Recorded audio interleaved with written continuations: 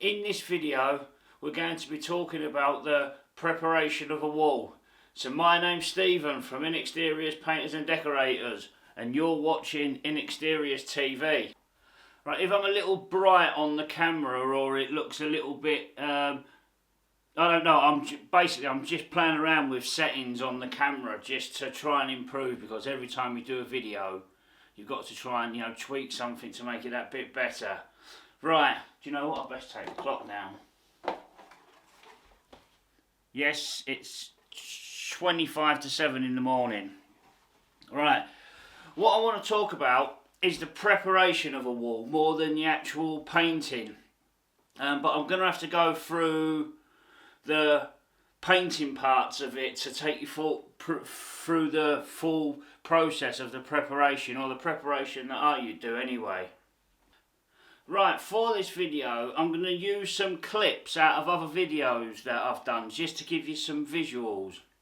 Right, if you would like to purchase some of the similar tools that I use for this task, please feel free to check out the links in the description below. And also, if you're planning on doing any other decorating works, please feel free to visit my tool store. The links are also in the description below. So with that said, let's do this. Right, the tools that I like to use for filling walls is this 3-inch filling knife and cork board. Right, you see, what's good about these cork boards is you can put your filler on them. You can use your filling knife to fill, but the cork board fills not just the area, but it fills the area around it. So even if you were running a fine skim, you can fine skim a whole wall with your cork board. So these are definitely my go-to tools for filling. Now, the Gyprock Easy Fill 60 is my go-to filler for patching up walls and filling. Now, the Easy Fill 60 will fill excellent, it'll fill any depth you probably want in stages. Yeah, and if you were to build it up in stages, but the good thing about this is it's sort of fine bits of filler will be dry within an hour depending on the temperature. I mean, your heavier bits will take sort of a day or two, and your even heavier bits might take that bit longer. But it would fill it if you needed to. But if you were filling like where sockets have been, or where the electrician has channeled out to put cables in, then ideally you would use bonding first, and then as a painter I would use the Easy Fill, a couple of coats of Easy Fill to skim over it. I know a plasterer would use skim to skim over it, but I'm not a plasterer, so we have to patch it like a painter. Right, so this is the wall that I'm going to be showing you how we sort of prep and paint, and taking you through the process. Now, first of all, we'd look at it and we look for any like scabby bits or bits that are on it, or sort of I can't say uneven bits. It just depends how far you're going to go, but basically anything that's protruding that looks like scabby, if you know what I mean. That's the only way I can sort of explain it. Now, on this wall I use 60 grade sandpaper because I think it's that sort of latten plaster, so it's sort of that line plaster stuff. But if it was a normal plaster, I wouldn't use something as rough. I'd just use maybe some 80 grade sandpaper. But also you can use a mechanical sander to sand it. It doesn't have to be by hand. Now, I don't know what grade sandpaper you would use if you was mechanically sanding it, because I've never used this before. I've got it given from a customer. So thank you, James. So I haven't had a chance to try it out yet. I mean, I've always sanded by hand, but it's time to move on. So all you brothers of the brush out there that use mechanical sanders, like maybe this ain't a Merker, or anything like that. But if you what grade sandpaper would you use on your electric sander? Because I'm sure you wouldn't use like a 60 grit, because I'm sure it would just sort of tear it up. So maybe it'd be a 180 or something like that. Please let me know, because I love to learn myself. Right, so with all that babbling on basically, sorry about that, yeah, we'd give the wall a full sand down, whether it be by hand or by a mechanical sander. Right, that's what's important. Or you can use a scraper as well, so you can give it a scrape and a sand.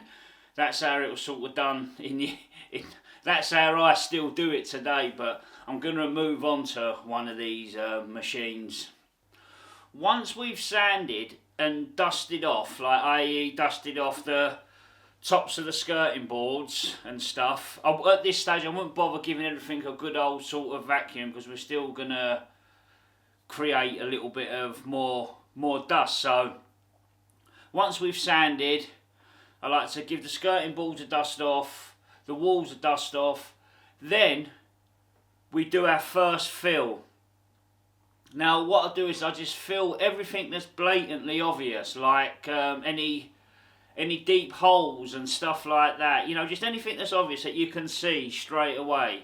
So, but when I fill, I like to fill it cleanly. Why do I like to fill it clean? And what I mean by clean is not leaving a lot of excess filler around. Just to scrape, once you put the filler in, scrape as much of the filler off as you can rather than overfilling, because I like to rather underfill and build it up, because the cleaner you fill, the less it is to sand, which means the less work you got to do. Right, once the filler's dried, I then give it a sand. I then give the walls another dust off, the tops of the skirting boards another dust off. I don't really hoover up the floor at this point, because I've still got more filling to do. So like I say, I give it a sand, a dust off, and then I give it its first coat of paint. Once the first coat's dry, it will highlight all the areas that you need to second fill. So that's what you do next. You then second fill it.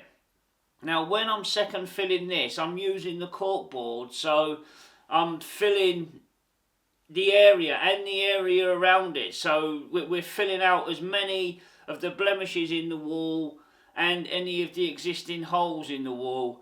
Now you might need to third fill areas, you know, it all depends how far you want to go. But you know what?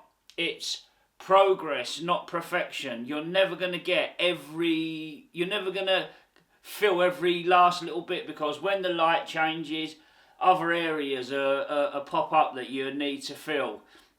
So yeah, just keep that in mind, that it's progress, not perfection. And if you want a third fill, please do so, but then you could also fourth fill, fifth fill, because like I say, when the light changes, other areas pop up. When we've done our second fill, we then give it a light sand down. We don't want to fill the filler, we don't want to sand the filler away, so we give it a light sand down with some really worn down 80 grade sandpaper, or some fine, maybe say 120 sandpaper or finer. Then we give it a good dust off. That we dust the walls, we dust the tops of the skirting boards, and this time we have a good hoover up. Like, you know, we get the vacuum cleaner, we get Henry, and we have a good clean up, because, you know, at this point we don't want any dust about, or we want minimal dust about. Then what we do is we flash up the filler with some paint. So we spot up all the bits of filler, which is called flashing up. And what that does is that puts a coat on the filler. Because if you just put the final coat straight over the wall and the filler, you'd see the filler grinning through. So we don't want the filler to grin through, so that's why we flash it up. And then once the paint's dry from where we flashed up, it's then ready for its top coat, which this will be its second coat. And here's what the wall looks like once it's all dried and finished. Now I just want to say to you, I've been doing this for a long time, so I can get everything quite good. But I just want you to remember that the basics are as long as everything's had 2 coats of paint, the wall looks solid in its colour, that there's no gaps above the skirting boards or big holes or cracks that are blatantly obvious or sort of any bad lumps. As long as it's solid and solid in colour, that is all that really matters, because that little bit that you was worrying about, once all the furniture and pictures go in and the curtains are up, you probably won't see it. So just remember, it really is progress and not perfection. Thank you very much for watching, and take care.